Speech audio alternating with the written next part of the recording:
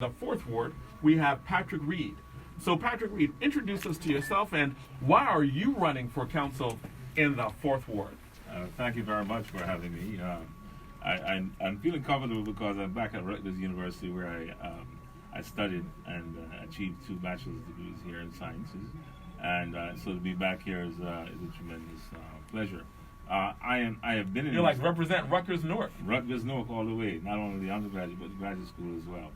I have been a resident of East Orange since 1980, and I love East Orange as a city. It's a place where I've lived, and I work there as well. And it's just a great milieu of fantastic people who come from all over the world to live in this city. I've been there for a long time, and I've noticed that there are a number of issues which just go untouched, not addressed from year to year, from administration to administration. And I think it's full time, that we bring new ideas and new strategies to the table to make sure that those issues are addressed. And so, as a former teacher, I taught at St. Benedict's Prep for a number of years. I believe strongly in improving education. East Orange is a D+C- rated school district per the state school report. That is utterly unacceptable to any teacher or any parent and any community. And so that has to be addressed first and foremost. I'm a realtor as well, and so I'm very, very keen on what's going on in the real estate arena and as far as development is concerned. And I don't think we're doing it right in East Orange at all.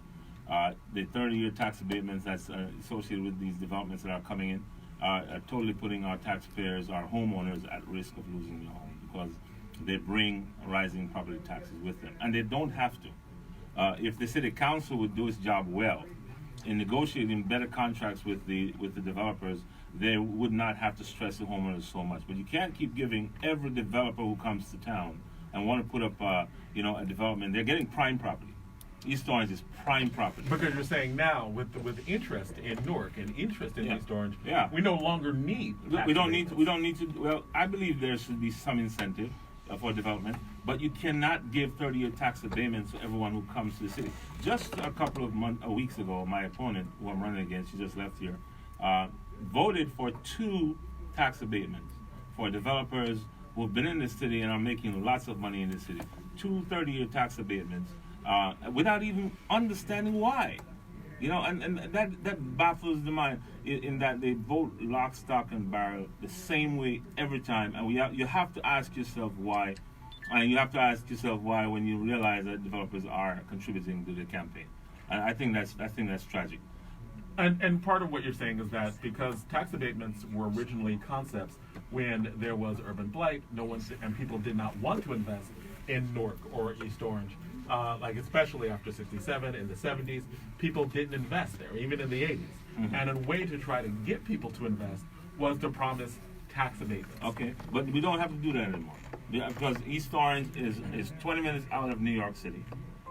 The developers know there is a trend of folks moving out of the city back into New Jersey because they're priced out of New York. They cannot afford the apartments over there. So they're coming to New Jersey as a first choice.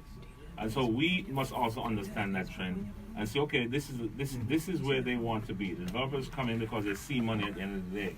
So why give away the real estate for free? And you're giving what's called a pilot, payment in lieu of taxes. I have not yet seen the payment, but I see in lieu of taxes. There's no taxes being collected from developers. Every time there's a pay, every year in the budget. Every budget comes a tax increase. There's one coming up in the budget that's coming up right now. There was a tax increase not too long ago. How much more can we tax our homeowners before they have to get up and leave town?